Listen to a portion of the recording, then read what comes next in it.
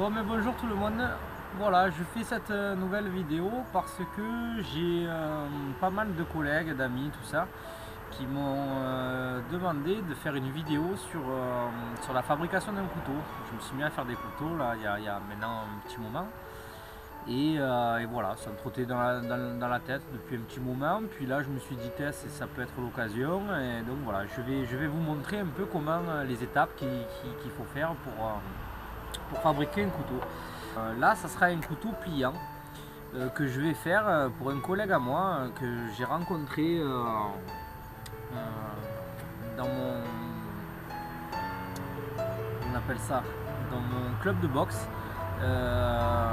Et on a bien sympathisé et puis on s'est retrouvé sur une manifestation des Gilets jaunes et donc du coup on a encore plus sympathisé. Puis voilà, dans ces moments là voilà, ça resserre un peu les liens et puis c'est quelqu'un que j'apprécie énormément et du coup quand il a su que je faisais des couteaux, il m'a dit que lui ça lui plaisait beaucoup et j'ai décidé de lui en faire un.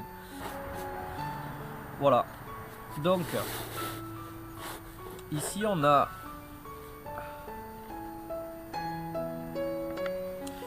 le manche.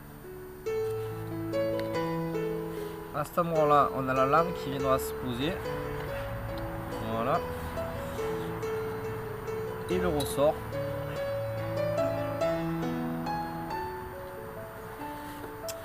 Donc voilà le mécanisme. Donc bien sûr j'ai regardé plusieurs fois pour que ça fonctionne, j'ai refait la lame, j'ai recoupé, c'est pour ça que sur du papier c'est pas mal, on peut le refaire plusieurs fois. Donc voilà, ça sera en position ouverte et en sachant qu'il y a toujours une force sur le ressort, je vous montrerai plus tard comment on fait. Voilà, au moment où on l'ouvre, donc on continue, tac, et au moment où ça se referme, on viendra en position fermée. Alors voilà, j'ai tracé la forme de la lame sur l'acier et maintenant je vais le découper à la disqueuse grossièrement et on viendra finir avec une disque à lamelle et ensuite on le passera à la ponceuse. Voilà, jusque là rien de compliqué.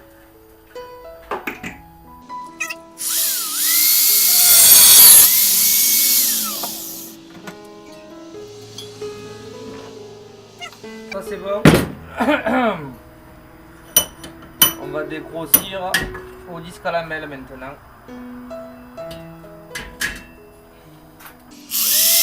Allez, on est bon.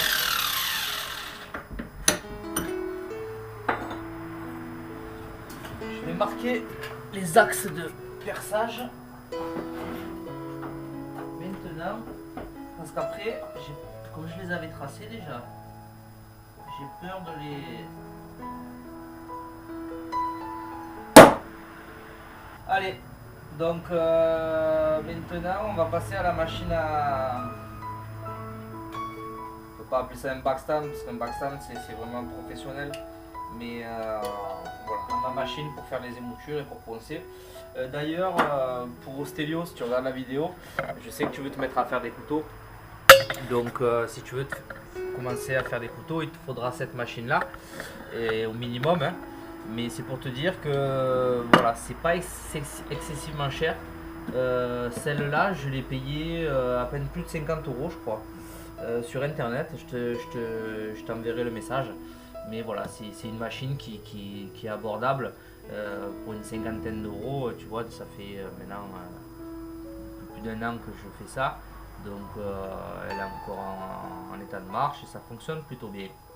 Voilà, j'espère un jour passer à une machine professionnelle, mais bon, c'est pas le même prix. Je crois que ça vaut 2000 € le backstand que je veux, là, un backstand Titan Grinder.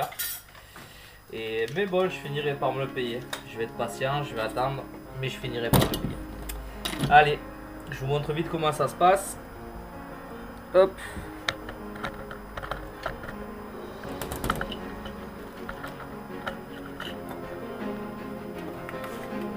Allez, on passe à la machine. Donc en fait, on va venir tout simplement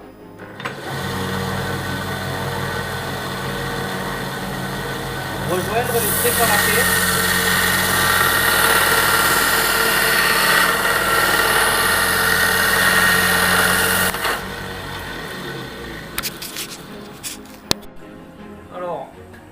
étape suivante, donc j'ai fini de découper les lames. Donc voilà, ça c'était mon gabarit et ça c'est ma lame. Donc voilà, j'ai fini de la découper. Je l'ai passé à la ponceuse pour venir rattraper le trait, mais il y a quand même un petit décalage. Donc ce que je vais faire, c'est qu'en fait je vais mettre ma platine, mon gabarit sur ma lame. Je vais remettre un axe au milieu.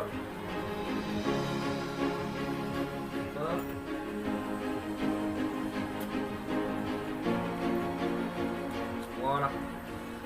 Et je vais venir à la lime revenir rattraper en fait vraiment le bord de mon gabarit, parce que je sais que c'est mon gabarit qui est à la bonne taille, pile poil.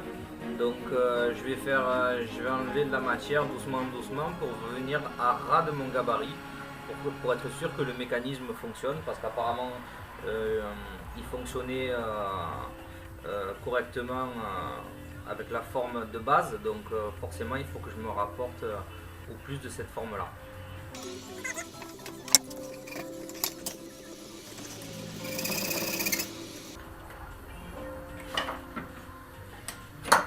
Voilà.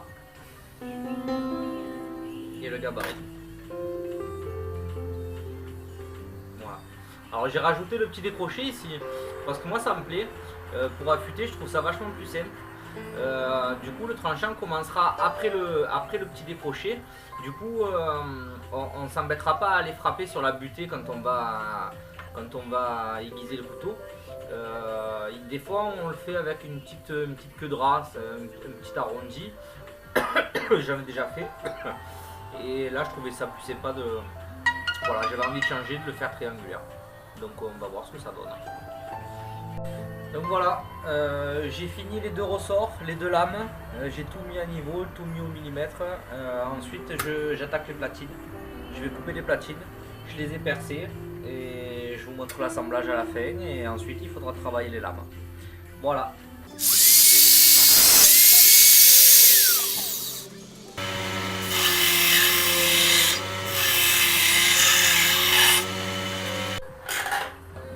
Voilà, donc ça y est, j'ai vérifié que tout fonctionne bien. Je risque d'avoir un petit problème. Juste lampe, je vais l'encadrer.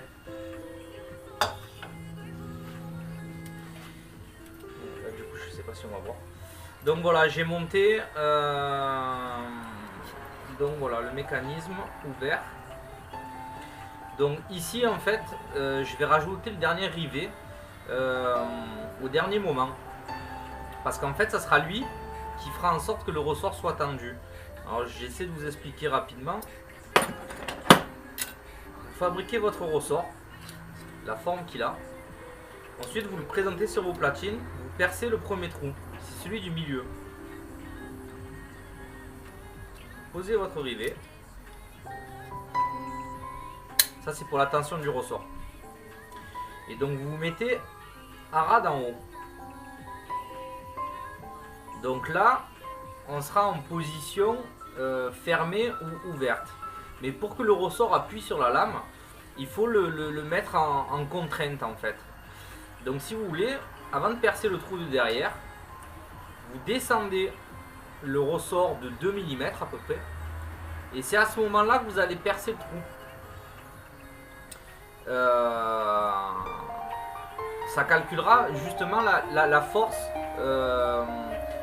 du ressort qui appuie sur la lame en fait. 2 mm c'est ce qu'il faut, pas plus, pas moins. Moins ça sera trop mou et plus on va galérer à l'ouvrir et le fermer.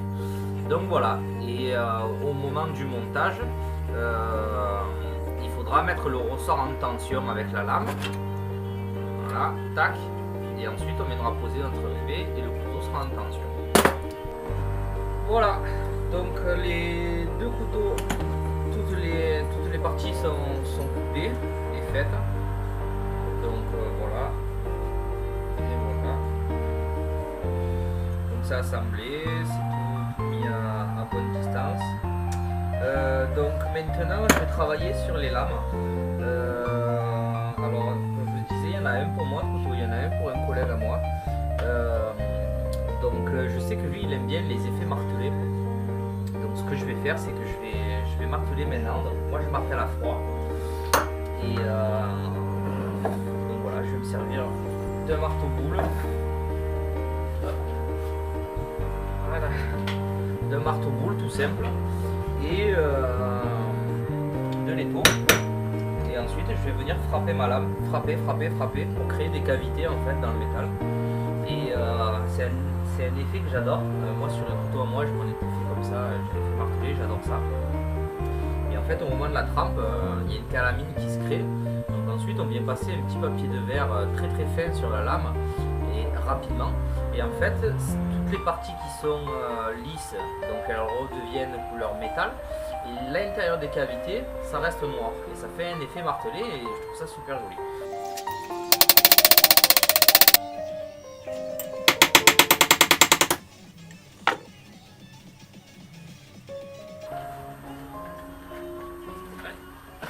Les moutures. Donc, ce qu'on fait, la première des choses, on prend un feutre, on trace, on colorie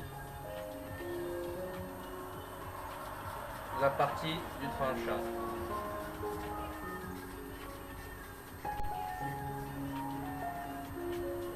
Voilà. Ensuite, ce qu'on fait, c'est que je mets 1,5 mm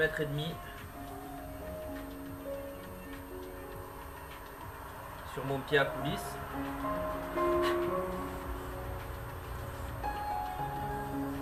Désolé, je suis bigle parce que j'ai l'œil en vrac. Et je viens mordre le bord et je trace mon axe. Voilà. Et du coup,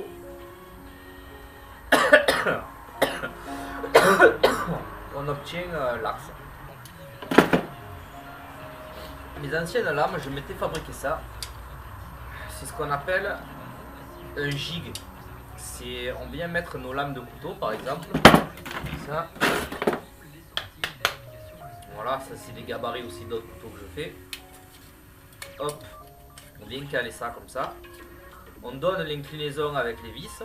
Et ensuite on vient travailler en aller-retour. Donc au plus on va pencher la machine, au plus l'émouture sera courte. Au plus on va venir dans un angle ouvert, au plus l'émouture sera longue. Donc c'est après en faisant au fur et à mesure qu'on sait à peu près l'écartement qu'il faut mettre pour avoir l'émouture voulue. Voilà, donc celle-là c'était ma première. Et la dernière fois je m'en suis refait une parce que je trouvais ça un peu plus simple. Voilà, sans le système voilà, c'est tout simple, c'est la même chose, c'est une équerre avec une butée qu'on déplace pour marquer le début du tranchant. Et ensuite les vis derrière qui règlent l'inclinaison de la lame. Voilà, bon, allez, je m'occupe de ça. Voilà, je vous montre un peu le mouvement, le résultat, et ensuite je le fais parce que sinon ça va prendre trop de temps.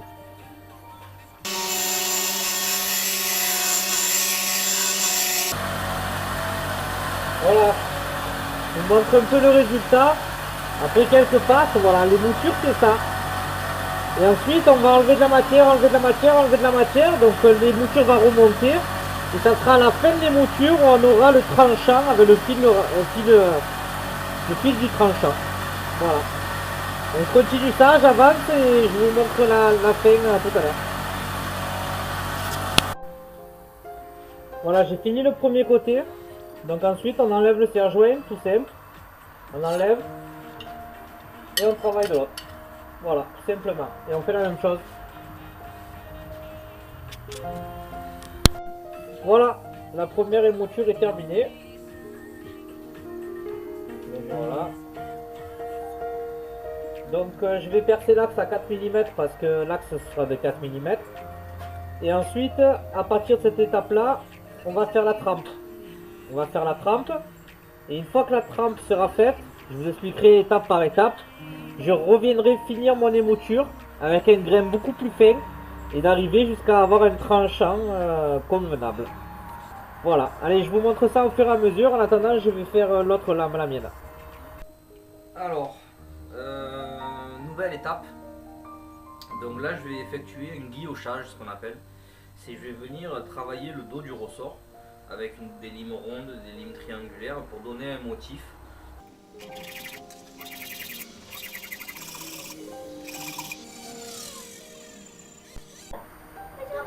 Donc voilà, on en est à l'étape de la trempe.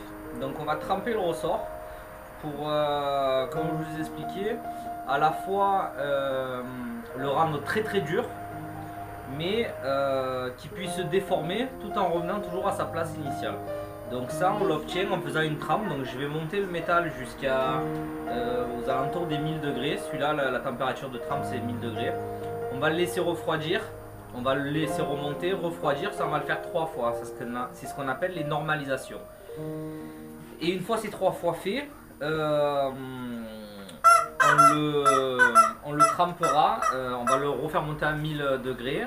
Là la couleur ça sera beaucoup plus jaune.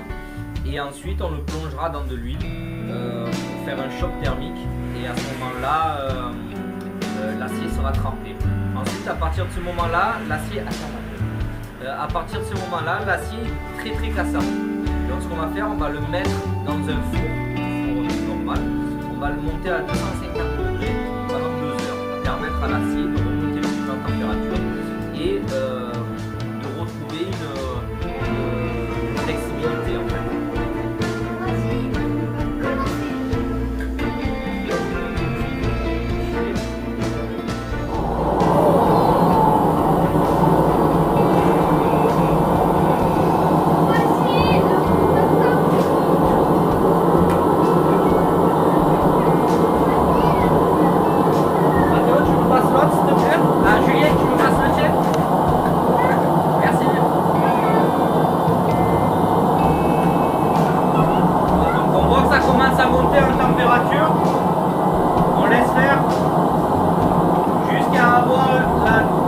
De l'acier voulu. La couleur ça donne à peu près la température. Donc sur du XC75 pour les lames, il faudra qu'on s'approche au rouge cerise. Le rouge cerise ça correspond à 850 degrés. Là on va monter sur du jaune. Le jaune c'est 1050 degrés.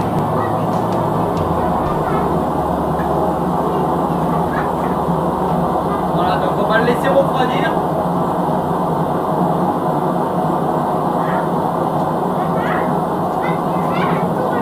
De là. T'approches pas, c'est très chaud Julien. Hein.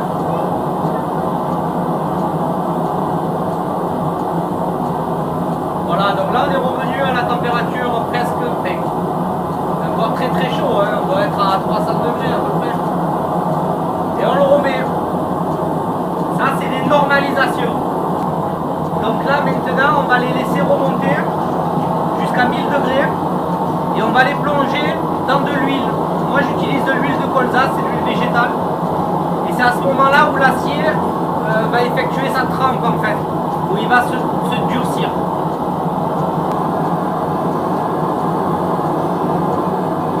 Voilà, je vous montre un peu comment ça se passe dedans.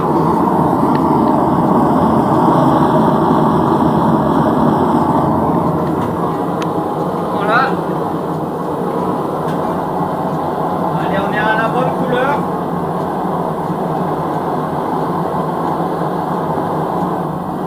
Orange, jaune. Et on y va.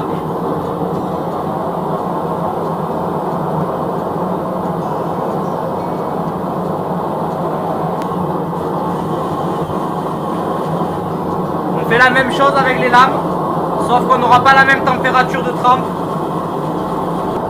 Je les fais encore monter un petit peu, et ensuite je les trempe dans de l'huile.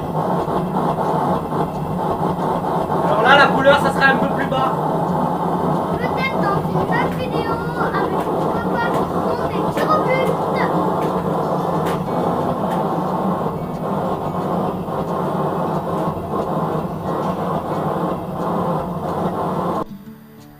Voilà, donc en attendant que les lames reviennent au four pour faire le revenu, je vais commencer les manches.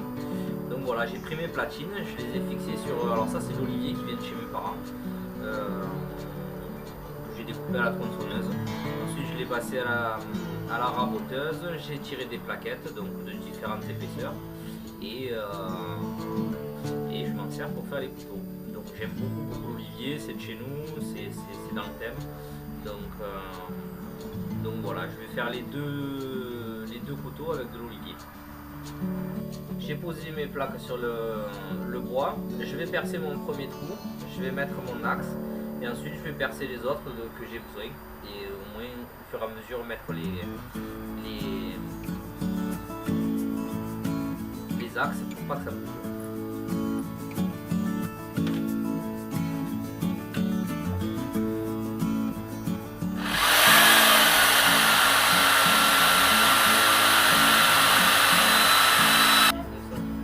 Ferme-moi ça. Arrête. Arrête.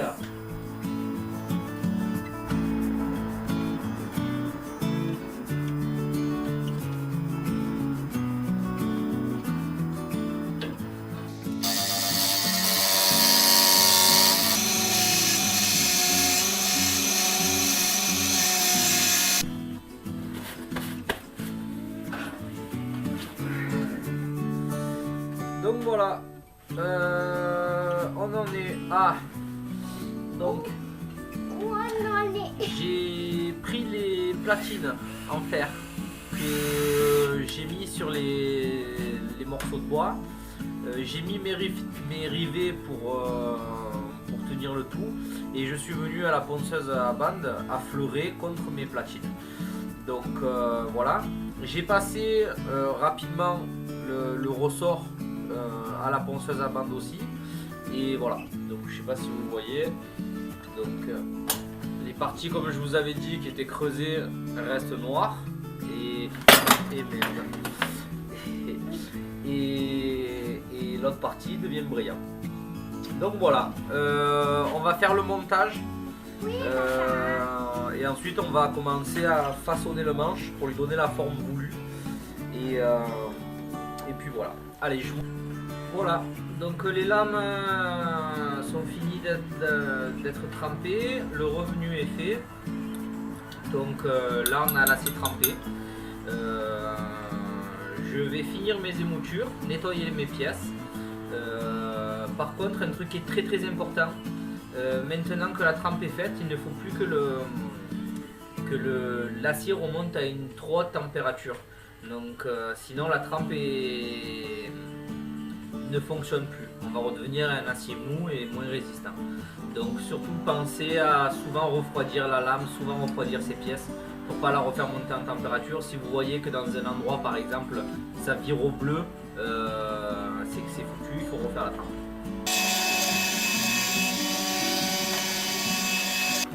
Voilà, allez. Donc pour moi les rivets, j'utilise des clous tout simples. Alors je sais qu'il y a beaucoup de gens qui se servent de rayons de vélo. Bon mais là j'en ai pas sous la main. Mais tu as fini. Et donc voilà. Donc on va faire ça avec des clous. Donc première étape, on va venir fixer le ressort sur les platines. Donc passe mon premier rivet, mon ressort, comme je vous l'ai expliqué, deuxième trou, celui-là, ça sera pour le tendre. Donc, voilà. Le deuxième. Hop, voilà. Alors, je vais venir le couper. Hop. On va venir le mater.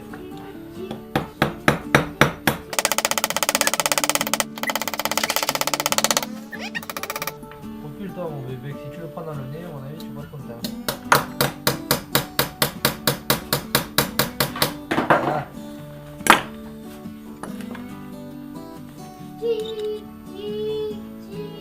On tourne de l'autre côté. On va le passer un tout petit coup à la meule pour raccourcir.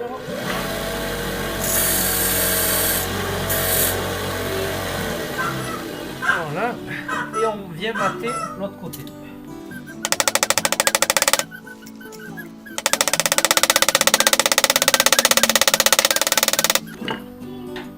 Voilà, on essaie de faire en sorte que ça soit bien Que ce soit bien à fleur pour pas venir gêner nos platines, pas qu'il y ait de surépaisseur. Ok, donc là notre ressort il est en place. Ensuite on va venir fixer les platines en bois.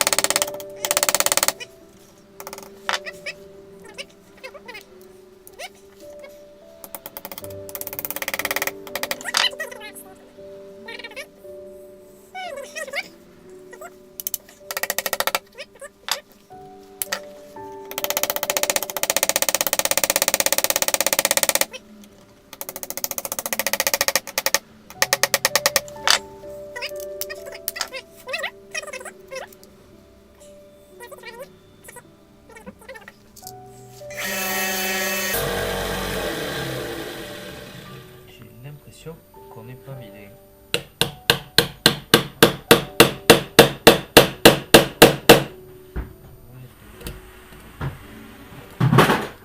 Qu'est-ce que tu fais, moi?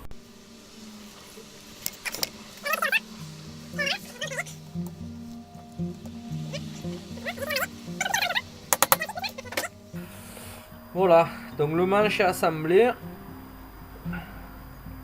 Donc maintenant je vais passer à la machine et on va essayer de détourer tout ça.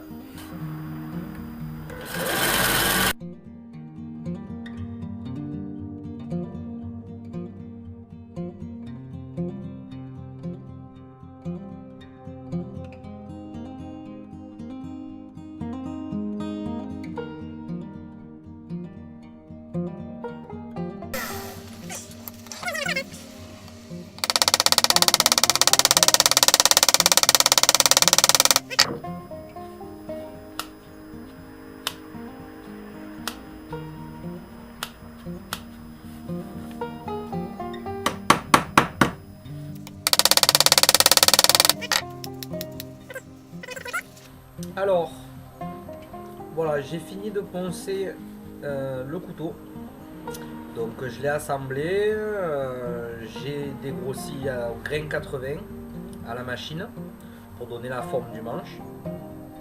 Et ensuite j'ai poncé à la main. J'ai fait 80, 120, 180, 240 et 400. Donc j'ai fini au grain 400. Ça donne un résultat très correct. Et donc là maintenant ce que je vais faire, c'est que je vais le polir. Je vais le polir avec un disque en coton, en tissu pardon, et de la pâte à polir. Donc voilà, là le mécanisme marche déjà correctement. Donc je vais venir polir le bois et donner un coup de polissage aussi sur la lame. Et donc là déjà on a un tranchant quasi rasoir. Et je vais finir le tranchant rasoir avec notre disque. C'est un disque en feutre et aussi de la pâte à polir. On va venir polir la lame et on aura la finition d'un tranchant rasoir. Pardon. Voilà, donc bon, le ressort fonctionne bien. Voilà. Il y a assez de résistance sur le dessus pour ne pas faire baisser la lame. Et voilà.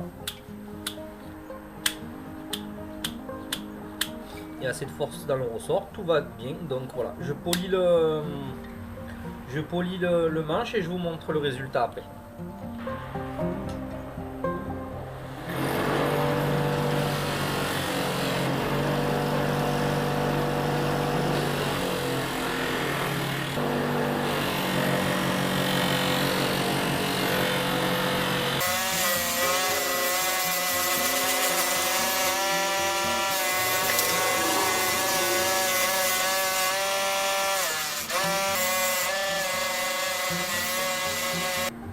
Je vais nettoyer le manche avec un tout petit peu de WD-40. Et merde. C'est juste pour enlever l'excédent de pâte à polir qui reste, que j'ai eu du mal à faire partir.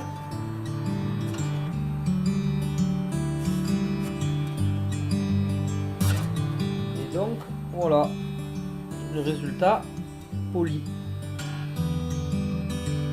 Voilà, avec le guillochage. Et voilà le manche. Donc voilà, je vous montre pas sur les deux couteaux parce que c'est exactement les mêmes étapes, mais voilà. Allez, on va faire la lame. On va avoir un tranchant convenable et rasoir. Donc que ce soit sur tout type d'émouture, que ce soit scandinave, les émoutures creuses, les émoutures plates. En fait, quand vous venez aiguiser le couteau, quand vous venez faire votre émouture, il faut arriver jusqu'à un point où en fait vous voyez comme si le métal devenait dentelé. C'est en fait le stade où le métal va devenir tellement très fin qu'en fait il va s'effilocher et ça va faire comme s'ils étaient dentelés. C'est ce qu'on appelle le morphile. Donc à ce moment là on sait que l'émouture est terminée. Moi ce que je fais, je ne vous l'ai pas montré, c'est pour ça que je vous l'explique maintenant. Je frotte ma lame sur un morceau de bois.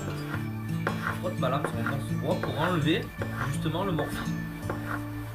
Voilà. Et ensuite je viens finir. Quoi? J'arrive, j'ai fini.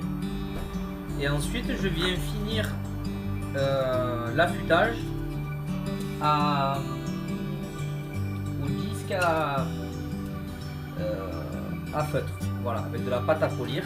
C'est en fait l'étape qui remplace le cuir. Quand vous voyez quelqu'un finit d'aiguiser son couteau au cuir, c'est pour enlever le morphile et finir l'affûtage. Donc moi cette étape là je la remplace avec mon disque en feutre. Et c'est à ce moment là qu'on aura un tranchant rasoir.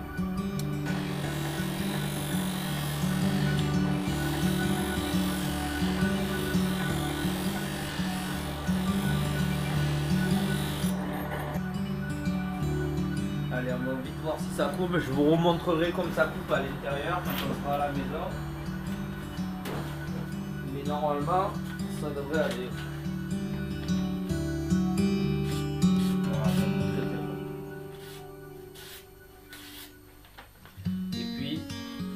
Sur toute la lame, quoi. Aussi bien au début qu'au milieu que la pointe. La pointe, on s'en sert très régulièrement. Voilà. Ça coupe vraiment très fort.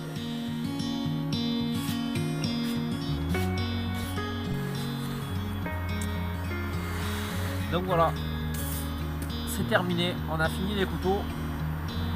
Donc voilà le premier.